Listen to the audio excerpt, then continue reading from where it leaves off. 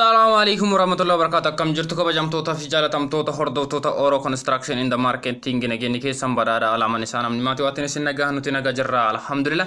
Egaa guyyaa har'aasii akkuma kana dura baratame odeeffannoo tokko qabadhe gama keessan dhiyaadhee jira. Odeeffannichi waa'ee ijaarsa biyya keenya keessatti maal akka fakkaatu wal qabata jechuudha. Kana qofa osoo hin taane ammas meeshaalee biyya keenya keessatti argaman iddoo isaan itti argaman waliin gatii isaan ittiin bitachuu dandeettanii fi eessatti akkasini geessuu danda'an information akkana hunda isin biraan gahuudhaaf qophiidha jechaadha. Isinti gara keenya kootaati waan gaafachuu qabdan gaafadha. Waan barbaadan hunda nutti maasinin jedha. Kana gochuun duratti warroonni yeroo jalqabaatiif gara YouTube channel keenya dhuftan subscribe gochuu hin dagatina. Odeeffannoo asirraa yoo isinitti tole like godhaatiin jajjabeessa. Odeeffannoo kana hiriyoota keessan biraan gahuuf share godha wal biraan gahaa isinin jedha. Odeeffannoon kun baay'ee isin fayyada. Gara Oro Construction and Marketing yoo dhuftan wanti isin asirraa hin fayyadamne hin jiru. Haala jiruuf jireenya keessanii wajjin mari'annaa wajjin murteessinaa waan isinitti ulfaate kamuyyuu gama keenyaan koottaa waliin mari'annaa. Egaa nutis wanta gama keenyatti ulfaate gama keessan hin geenne wanta hunda furmaata waliin kenna isinin jedha. Guyyaa har'aa waan kana dura isin biraan hin geenne waan ajaa'ibaa gaafii hedduun keessa yeroo dheeraaf na gaafattan dadhabbii hedduutti kaffaluudhaan guyyaa har'aa isiniif qabadhee dhufe jira jechaadha. Har'a qofa osoo hin taane fuuldura keenya guyyoota fuuldura keenya jira waggoota fuuldura keenya jiranitti waan kanaa fi kana fakkaatan hedduu isin biraan geenna. Kunis maal jettanii gaafa isin ta'uun isaa hin oolu yeroo darbe warroonni mana gurgurachuu yookaan immoo lafa gurgurachuu meeshaalee kamuyyuu haa ta'u gurgurachuu warri barbaadan gama keenyaan koottaa fi warroonni bitachuu barbaadanis gama keenya koottaa isiniin jechuun keenya ni yaadatama. Guyyaa har'aa gaafii kanaaf TV isaa isin biraan gahee jira jechaadha. Namoonni hedduun na gaafataa turtanii mana bitamuu fi lafa bitamus warroonni bituudhaaf karoora qabdan na gaafataa turtanii guyyaa har'aa kanumaan wal qabate takka jedhee isiniif jalqaba jechaadha. Kanas magaalaa kamirra akka ta'e lafichi immoo mana wanti gurguramu kun jettanii gaafii isinitti ta'uun isaa hin oolu. Kanas tartiiba isaatiin isin biraan gaha. Kanaafi ammas irra deebuudhaanii akkuma guyyaa duraa isin biraan gahaa ture. Biyya keenya keessatti ijaarsi manaa maal akka fakkaatudha. Kan ijaaruuf muka ijaaruun qarshii meeqa akka nu fixu meeshaaleen bituudhaaf qarshii meeqa akka nu gaafatu meeshaalee akkamii bituu akka qabnu haala kamiin ijaaruu akka dandeenyu waan kanaa fi kana fakkaatan wajjin mari'ataa akka turre ni yaadatu jechaadha. Kanaaf kana boodas wantoota kanaa fi kana fakkaatan hedduu isin biraan gahuudhaaf karoora qabna. Isinumti hordofuu fi asirraa fayyadamuudhaaf karoora qabaadhaa isiniin jira. Egaa namoonni meeshaalee gurgurachuu barbaadan mana haa ta'u makiina baajaajii haa ta'u mootora lafa haa ta'u wanta kanaa fi kana fakkaatan kamuyyuu gama keenyaan koota.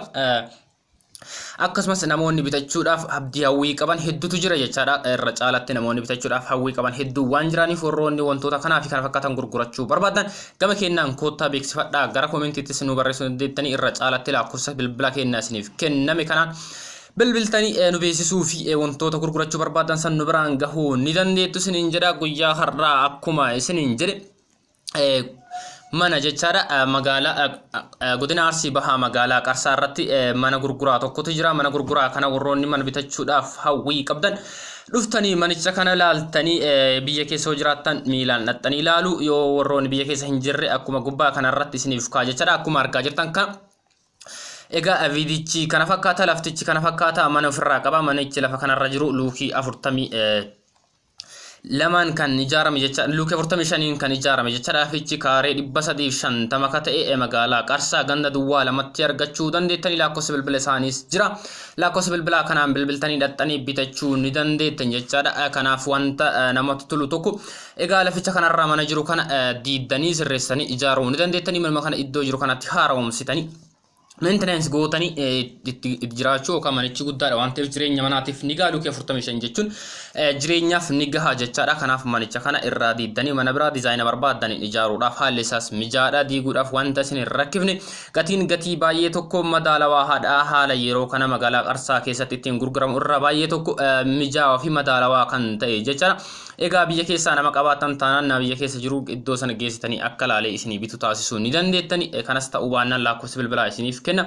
Lakkoofsa bilbilaa kanaan bilbiltanii warricha manaa wajjin haasa'uu dandeettanii. Gatiin isaas kan gamma yookaan herreegame osoo hin taane bilbiltanii waliin mari'attanii gatii isaa irratti walii galuu ni dandeettan jechaadha. Kanaaf haala bittaaf gurgurtaa biyya keenyaa beektan waan ta'eef dabaluu hir'isuutu jira waan ta'eef kanaaf gatiis wanta haasa'ame miti gatii isaan faana haasa'uu ni dandeettanii. Lakkoofsa bilbilaa argaa jirtan kana lakkoofsi bilbilaa jechaadha. Lakkoofsa bilbilaa duwwaa 920666226 yookaan duwwaa 911543783 hin bilbiltanii argachuu ni dandeettan jechaadha. Egaa kabajamtoota fi jaalatamtoota hordoftoota keenya haalli hojii keenya haarofni kana fakkaata. Kanaaf namoonni baay'een asirraa fayyadamuu ni dandeettani. Ni yaadattu namoonni muraasni lafa magaalota garaagaraa keessatti bitachuu kan danda'an jiru jechaadha. Gama keenya dhufanii odeeffannoo akkana argachuudhaani.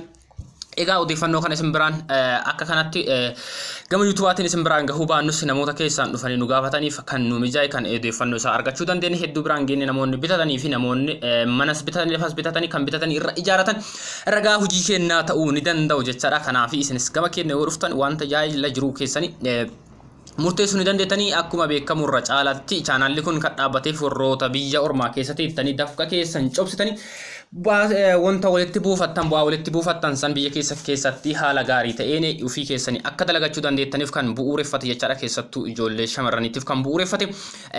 Egaa akkuma isin jettan bineensa hedduu afaan isin irraa qabu nama isin nyaachuuf afaan isin tiban afaan isin irraa qabu wanti isin dalagattan bu'aa irraa akka ooluudhaaf chaanaalli kun hedduu tokko faayidaa qabeessa akkasiniif ta'e ni beekna jechaadha. Kanaaf dhugaa kana kan bahu hordoftoota keenyaa fi hojii keenyatti kan gammadan jechaadha. Kanaaf jiranii namni haala hedduun jira kan hojii namaa kijibsiisuu fi dogongorsiisuuf deemu jira. Kanaaf kijibduun waanuma baratti haasoftu waan ta'eef isa sallaaloo sun taane isin faayidaa keessan waan ta'eef gama keenya koota waan fayyadamuu qabdan kamuu fayyadamuu ni dandeettu. Akkuma jalqaba isiniin jedhe ammas irra deebi'uudhaan warroonni meeshaalee haa ta'u manas lafas gurgurachuu barbaadan gama keenyaan koottaa nu beeksisa.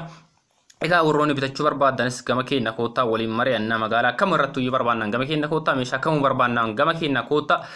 Egaa meeshaalee ammas meeshaalee baay'ee fi manneen baay'ee lafa baay'ee harka keenya jira jechaadha. Kan odeeffannoo isaa of harkaa qabnu kanaaf gamana koottaa odeeffadhaa bitadhaa gurguradhaa isiniin jennaa. Kanaaf manichi kun manicha baay'ee tokko bareedaa jechaadha. Humna namaas baay'ee tokko madaalawaadha. Kanaaf jalqaba isaarraa kaaftanii irratti ijaarrachuu irratti dalagachuu laftichis baay'ee tokko bal'aadha. Akkuma jalqaba isiniin jedhe kaaree 330 350 jechaadha. Kanaaf lafichi seera qabeessa magaalaa keessatti iddoo filatamaadha jechaadha. Ganda duwwaa 2 magaalaa Qarsaa akkuma jalqaba isiniin jedhe lakkoofsa bilbilaa kanaan bilbilaanii warricha manaa waliin bilbiltanii waan kamuu haasa'u gatii ittiin gurguratan yookaan ittiin bituu dandeettan wajjin haasa'uu ni dandeettu. Egaa kabajamtoota fi jaalatamtoota dhaggeeffattoota keenya odeeffannoon guyyaa har'aaf qabadhee isin dhufee kana hangammaa hordofaa turtanii hanga xumuraatti waan hordoftaniif galatooma. Odeeffannoo kanaa fi kan fakkaatan yeroo biraa qabadhee isiniif dhufaa. Isin gama keenya koottaa odeeffannoo kana hordofuu fi wantoota asirraa isiniif darbuuf fayyadamoo ta'uudhaaf of qopheessaa isiniin jira. Odeeffannoo biraatiin hanga walitti deebinutti nageenyi keenya bakkuma jirtanitti isin haa qaqqabu. Nagaan nuuf tura.